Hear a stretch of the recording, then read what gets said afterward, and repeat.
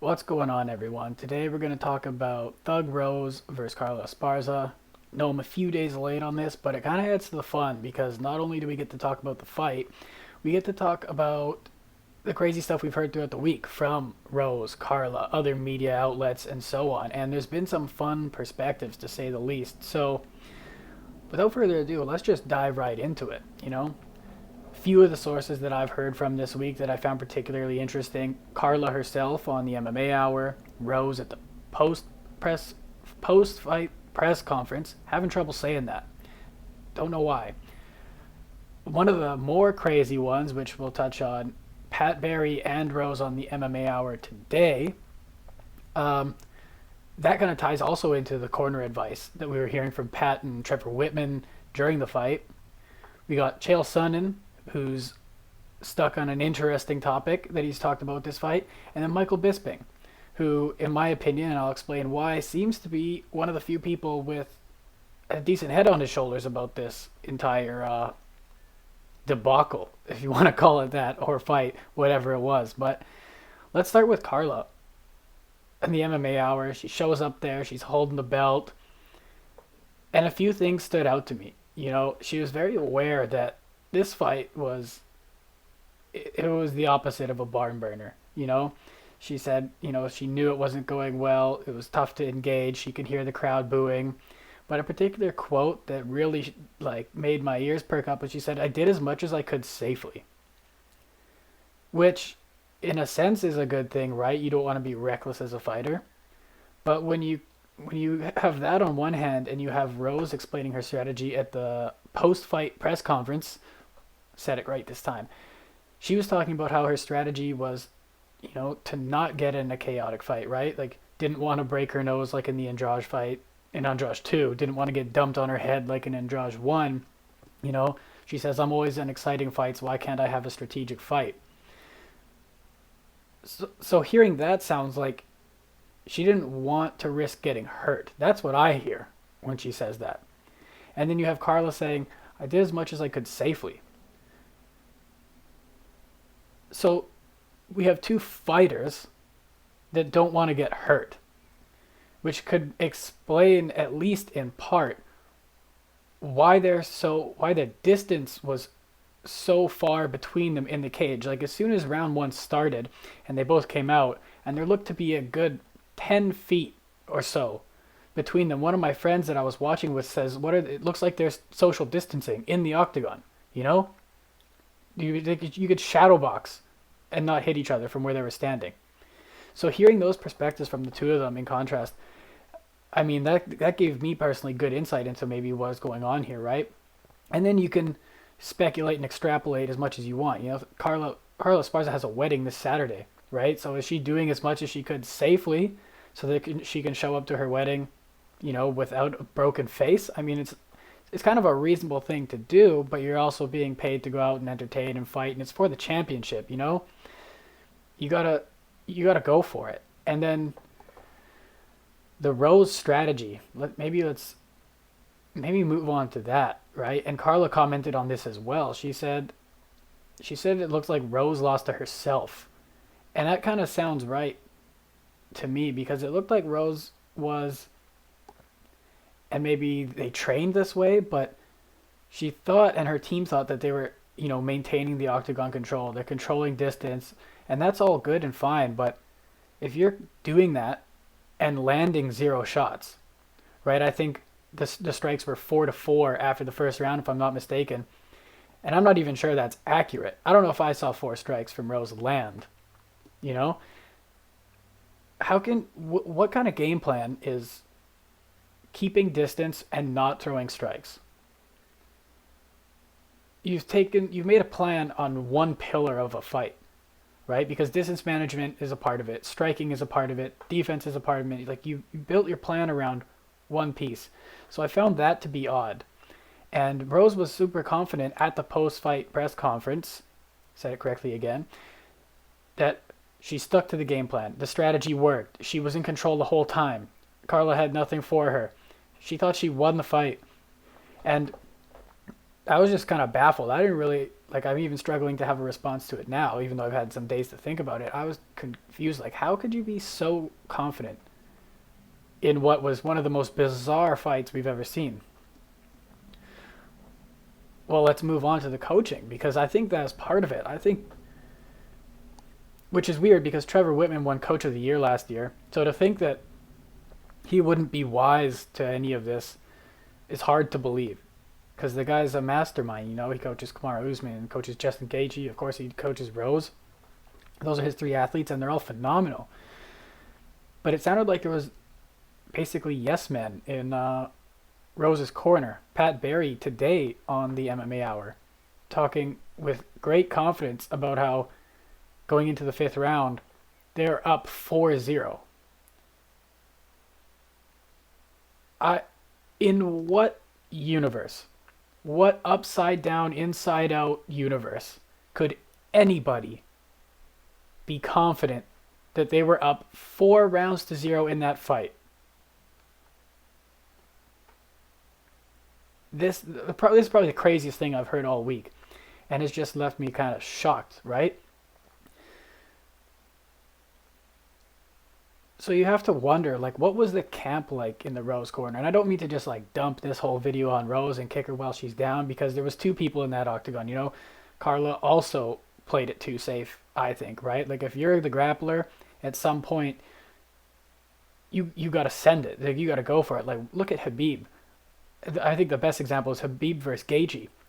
Khabib just walked into fire. You know, some of the shots he ate, you're just like, dude, don't do that too many more times. But he knew his game plan, and he knew that he has to apply it to win. He's not going to stand with Justin Gaethje, and he sure as hell wasn't going to stand 14 feet away because he was afraid to go for it. He took some big leg kicks. He took some big shots to the face, and ultimately he got Gaethje out of there in the second round, like he does to so many of his opponents. So, I mean, equal blame on both sides. Like, Carla at some point had to go for it. And I think ultimately she won because she at least attempted some takedowns. But we'll circle back to that in a second too. So what I'm trying to say is I'm just so confused by the Rose strategy. And I'm so confused by the yes manning in her corner. You know? Sure, maybe you do one round that's feeling out like that. 2 rounds go by.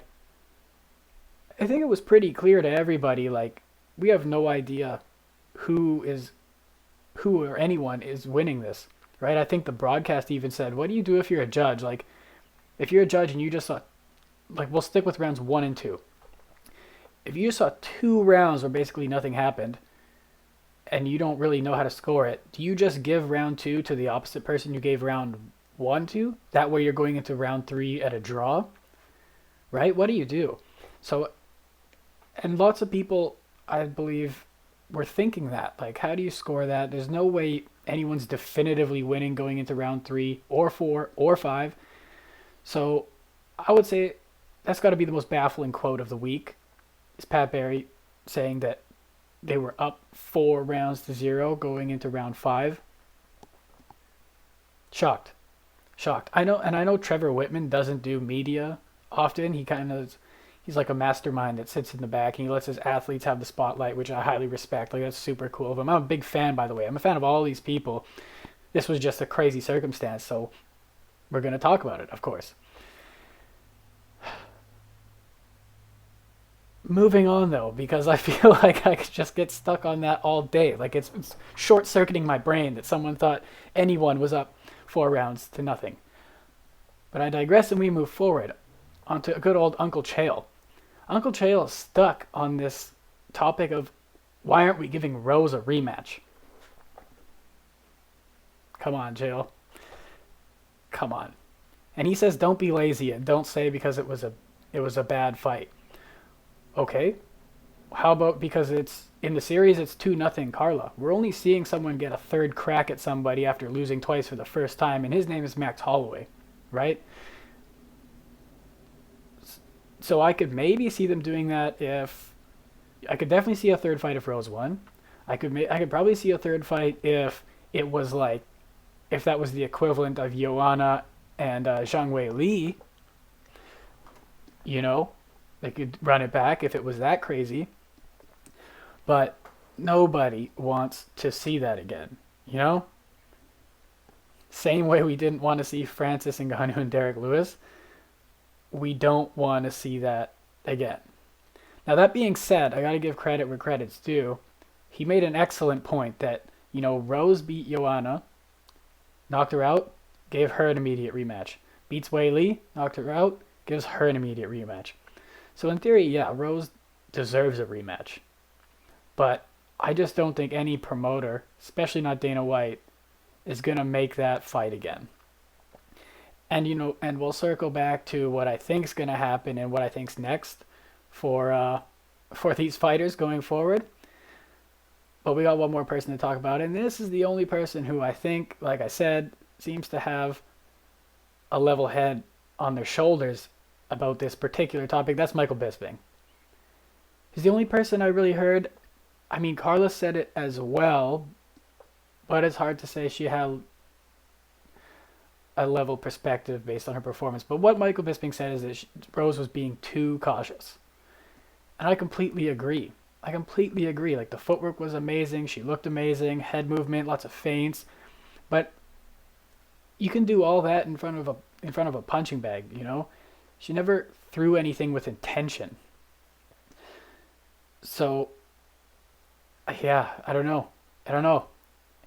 And it was kind of interesting too. Like, when that fight ended, I was sitting in a room with 10 of my friends, and we were all curious. We're like, okay, who does everyone think won if you have to pick a winner and you're not allowed to make it a draw? And I think all of us unanimously gave it to Carla just because she attempted things. She attempted takedowns. From the outside looking in as a viewer, to us, it felt like Rose did not attempt anything. She got that one takedown at the end of round 5, but she made no attempt to do any damage. No strikes, no wrestling.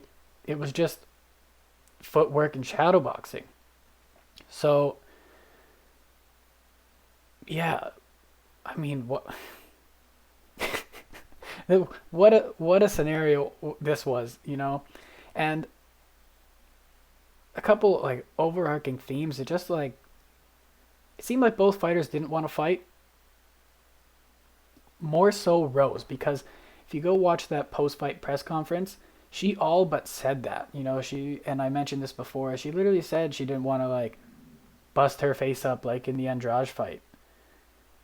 And I can respect that. I can respect not taking unnecessary risks. A good example of that is when Zombie fought Yair Rodriguez. And he looked to be winning that fight, and about 10 seconds left in the last round, he rushes in and gets caught by that wicked up elbow that comes out of the matrix and sends him into the shadow realm, right? I agree with not taking those kinds of risks, totally. But you can't take zero risks, right? The optimal amount of risks is not zero. And it's not like the other end of the spectrum either, right? There's a balance.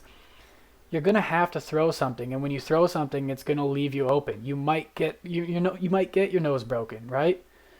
You might go for an overhand and get caught with a body kick and break a rib. You're fighting. So I think it was a horrible strategy on both parts. Unfortunately, I think it was even worse on the Rose side of the spectrum, hence why she lost. But as most fighters do, I think she'll be back and crush it because she's a star. We've seen amazing things from her before. I'm sure her next fight will be spectacular, win, lose, or draw. So, and you know what? Actually, that just brought up a good question in my head. Why couldn't that fight have been a draw? Right? Why did they even award a winner? If I was judging, I might have. It was a coin toss basically every round. I might have gone, Rose round 1, Carla round 2, Rose round 3, Carla round 4, just because nothing happened. And then round 5, I would maybe just give them a 10-10. Well, I guess you can't do that. You could say it was more definitively Rose because she got a legitimate takedown. But there was so little that happened that I feel like a draw would almost be a more satisfactory outcome. Like, how can you say someone won the belt doing that, you know? Because if you make it a draw, the belt doesn't change hands. Rose keeps it. But at least, like, nobody won, right? It's kind of. I think that would have been a more satisfactory outcome. I have no idea, though. Anyways, let's wrap this up with what's next. Where do I think these fighters are going? Well, to me, seems pretty simple. We got Joanna and Weili 2 coming up next month in Singapore. I think the winner of that, I'm hoping Joanna. That's a favorite of mine. Fights Carla, and then I think Rose should fight Marina Rodriguez, who's been on a tear. She's a striker, so we won't see Rose backing away from a grappler. I think that would be fireworks. And then the winner of Rose and Marina can fight the winner of whoever fights Carla after the Zhang Weili and Joanna Jędrzejczyk fight. But those are just my thoughts. Let me know what you think. Was anything I said crazy? Do you disagree? Do you have a justification for why Rose was up 4 rounds to none? I would love to hear it if you did. Let me know in the comments. Like, subscribe, share, and I'll see you in the next one. Cheers.